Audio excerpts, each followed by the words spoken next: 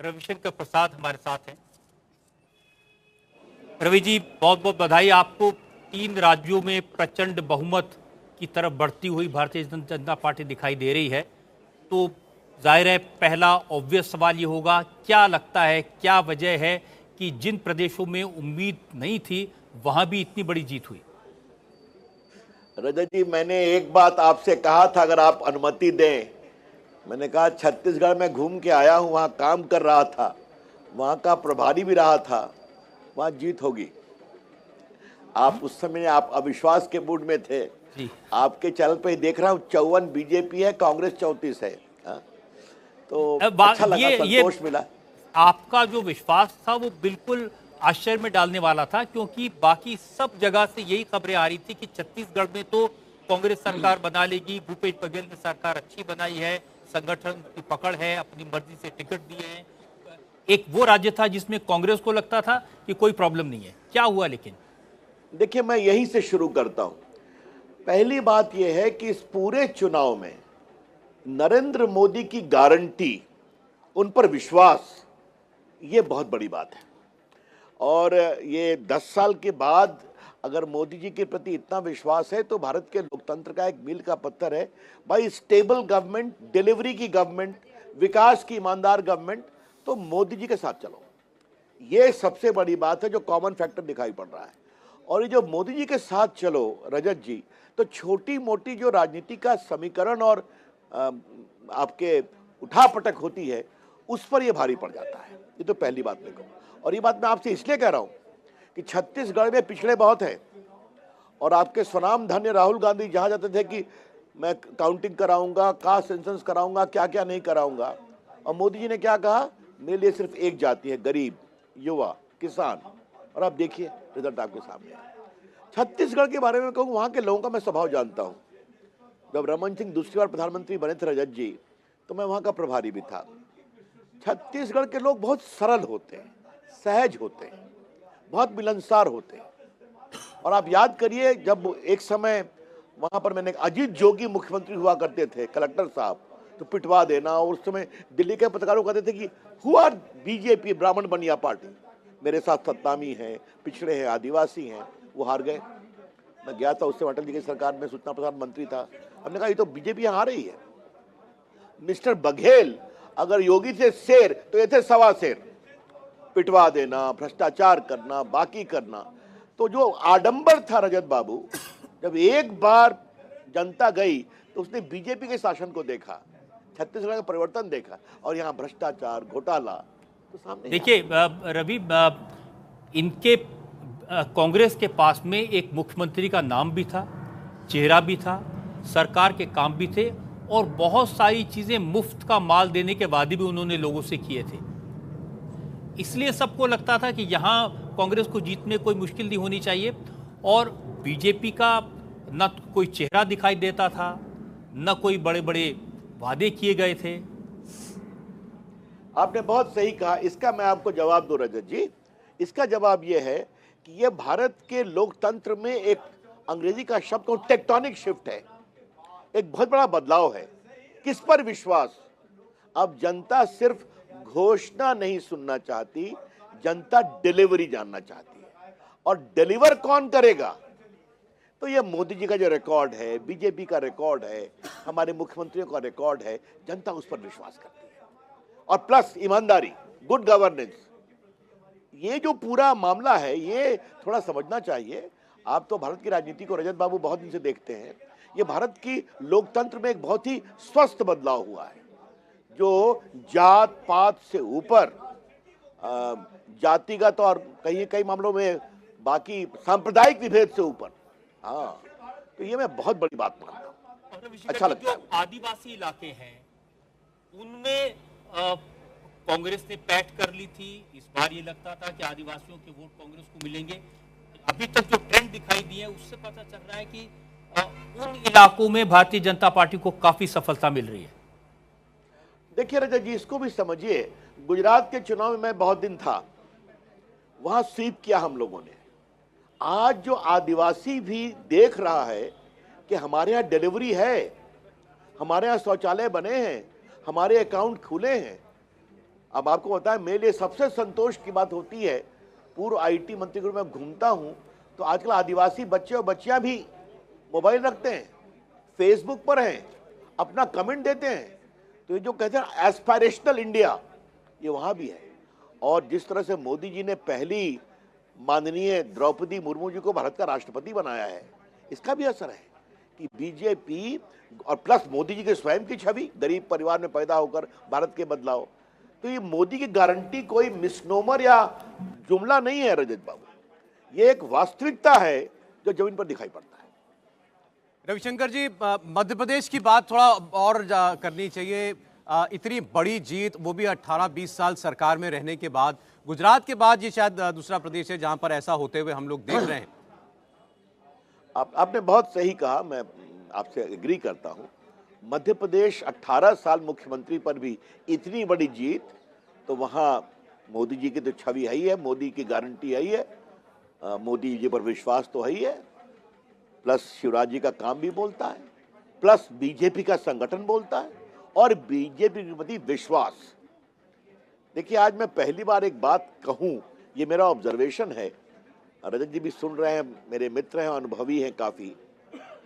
आज की पॉलिटिक्स में लीडर के प्रति एक ट्रस्ट होना बहुत जरूरी है, विश्वास। चाहे वो मुख्यमंत्री हो या जिले का नेता हो या केंद्र का मंत्री हो या राष्ट्रीय नेता हो। आज मोदी जी इसलिए लोकप्रिय हैं कि जनता ने 75 इयर्स लोकतंत्र के बाद, ये हमारे विश्वास के नेता है, इस पर विश्वास करो। शिवराज जी ने वो विश्वास अर्जित किया है।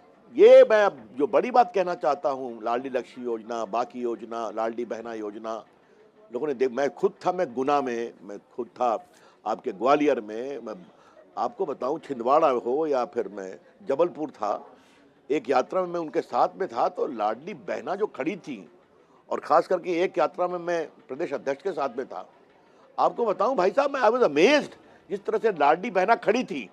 और बाकी बात, और उसके बाद मैंने एक सवाल किया उनसे, जरा बताओ तो आप लोग कितने लोग फेसबुक पर हो, तो फट से सबों ने हाथ उठा दिया।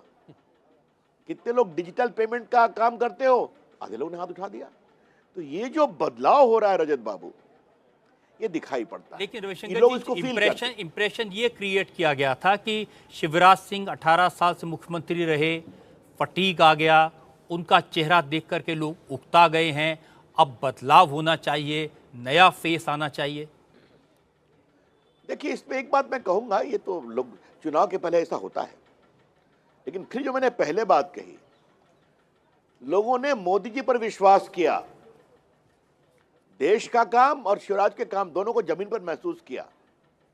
और वहां तो देखिए दो ही नेता है ना, जो मैं बात पहले कह रहा था, एक दिग्गी राजा, तो दिग्गी राजा का अभी तक भंटाधार लोग याद करते, रजत बाबू याद होगा, उस समय अरुण जेटली प्रभारी थे, अगर आपको वो चुनाव का याद होगा 2003 का, तो ये भंटाधार नाम उन्होंने ही दिया था। आज तक वो नाम चलता है, आज तक दिग्गी राजा, भंटाधार। तो आप अपनी छवि कैसे, हमारे जो कमलनाथ जी हैं, इनके बारे में क्या कहें, लेकिन मैं एक बात कहूंगा, हमारे परिचित है, मित्र हैं, संसद में साथ रहे हैं, उनकी छवि मैनेजर की है, लीडर की नहीं है। मेरी बात आप समझ रहे हैं मैं क्या कहना चाह रहा हूं। लीडर बनना पड़ता है, और लीडर के लिए जनता के सुख दुख में रहना पड़ता है, उनके साथ खड़ा होना पड़ता है, और एक सरलता सहजता की छवि देनी पड़ती है। अब रजत जी, आपका बिहार का आना जाना बहुत होता है, बिहार में एक भाषा आपने सुनी होगी, ज्यादा नेतागिरी में त्रिंग भड़िंग नहीं करना चाहिए। हाँ, आपकी छवि एक सरल होना चाहिए, एक्सेसिबल होना चाहिए, सबसे मिलना चाहिए, हंसी मजाक करना चाहिए, कभी कार्यकर्ताओं के प्यार से गाल पर चपत दे देनी चाहिए, फिर उनकी डांट भी सुन लीजिए, तब यू कम टू ग्रिप। हाँ, ये मैं हमेशा मानता हूं कि राजनीति में अहंकार हुआ तो आप गए काम से। देखिए, ये 3 राज्यों में इतनी जबरदस्त जीत दिखाई दे रही है। छत्तीसगढ़ में तो अब 54 सीटों पर बीजेपी आगे है, राजस्थान में 114 पर आगे है, मध्य प्रदेश तो लैंडस्लाइड 158 दिखाई दे रहा है। लेकिन आप बड़े अनुभवी बात देता हैं, आपने बहुत चुनाव देखे हैं, दुनिया देखी है, आपसे समझना चाहता हूँ, राहुल गांधी जिस विश्वास से बोलते हैं, इस बार साफ कर देंगे, इस बार हमने मोदी की गाड़ी के चारों पहियों की टायरों की हवा निकाल दी है, ये विश्वास कहाँ से आता है? रजत बाबू मैं क्या बोलूं। अब ये जो है, पहले तो अब आपने, मैं आज राहुल गांधी पर नहीं आने वाला था क्योंकि हमारा उनका संवाद चलता रहता है, आपके चैनल पर भी चलता है।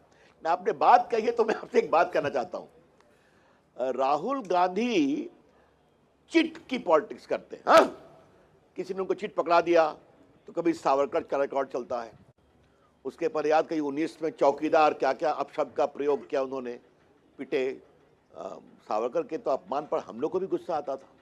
मैं तो अंडमान के उस सेल में 3 बार गया हूँ जहाँ वो 11 साल रहे। जब भी जाता हूँ आँख से आंसू निकलते हैं। हमने कहा राहुल गांधी को किसी ने बताया भारत का इतिहास? चलिए छोड़िए इस बात को। आजकल ओबीसी में कराऊंगा कास्ट सेंसस। मैं यहीं से बात शुरू करना चाहता हूँ। छत्तीसगढ़ में कितने ओबीसी हैं रजत बाबू? राजस्थान में कितने हैं? और मध्य प्रदेश में तो काफ़ी हैं, दलित भी हैं, अपने आदिवासी बंधु भी हैं।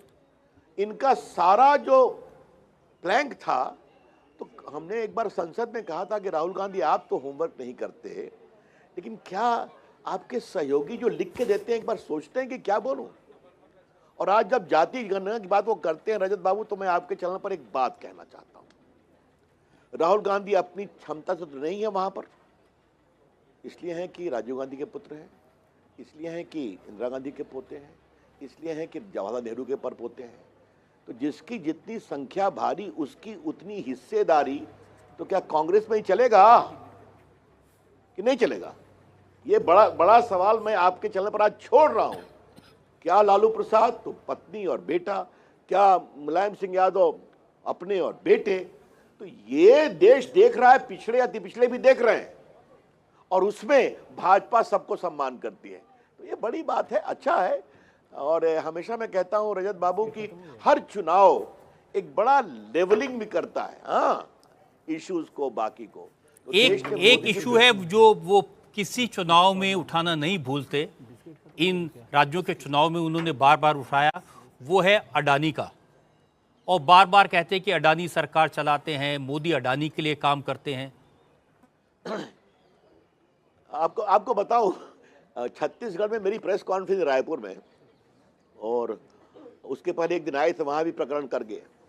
तो हमने उनसे एक ही बात कहा कि एक बार इनको जरा मालूम कर लें कि इनकी सरकार के कितने प्रदेशों में अडानी काम कर रहे हैं।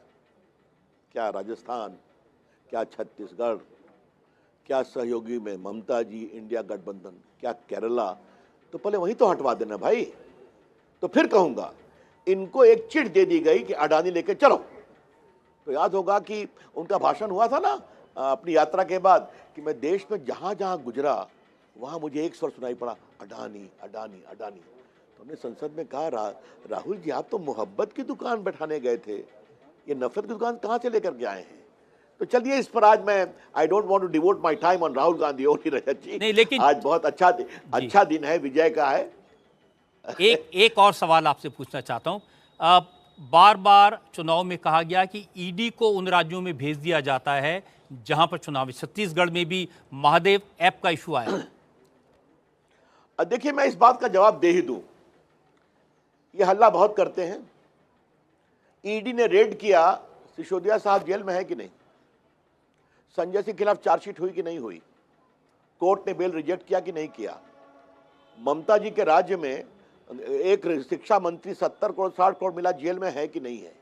दूसरे जो फूड मंत्री थे वो जेल में है कि नहीं है? बाकी जो गड़बड़ एनिमल में करते थे, गायों में तस्करी में, वो जेल में है कि नहीं है? मैं फिर कहना चाहता हूं ये सारे लोग, तो फिर मुझे याद आता है, पता नहीं आपको याद है कि नहीं, जब चारा घोटाले में हम लड़ रहे लालू जी के खिलाफ, तो सारा सीबीआई फेक है, बाकी है। आज देखिए सजा हुई। तो आप मेरिट पर तो बात करिए कि आपने शराब में घोटाला किया कि नहीं किया, चंदा लिया कि नहीं किया, 2 करोड़ मिला कि नहीं मिला, उस पर कोई नहीं बोलेगा। ये ईडी सीबीआई की सरकार है। अब पूरा नेशनल हेराल्ड की जमीन मिल गई, प्रॉपर्टी मिल गई। रजत जी आप तो दिल्ली के अनुभवी हैं, वो नेशनल हेराल्ड की बिल्डिंग जो है बहादुर शाह जफर मार्ग पर है, उसकी कीमत क्या है? और मोहाली, मुंबई, पटना, लखनऊ 5000 करोड़ की संपत्ति आपको मिल जाती है। तो इंक्वायरी क्यों नहीं होनी चाहिए? होगी, जवाब देना पड़ेगा और हम उठाएंगे, यही तो बात है। तो अब भूपेश बघेल का नंबर आएगा? देखिए भूपेश बघेल का वहां इंक्वायरी चल रही है रजत जी, लेकिन एक बात है, मैं एक बात में उनकी तारीफ करूंगा, उनके पर्सनल असिस्टेंट आईएएस जेल में, 2 कलेक्टर जेल में, पॉलिटिकल सहयोगी जेल में, क्या कोयला घोटाला, क्या शराब घोटाला, लेकिन अड़े हैं, खड़े हैं। हमने कहा वाह रे वाह, कोई चेहरे पे शिकन नहीं। तो वो शिकन जनता ने दे दिया, 55 बीजेपी, 33 कांग्रेस।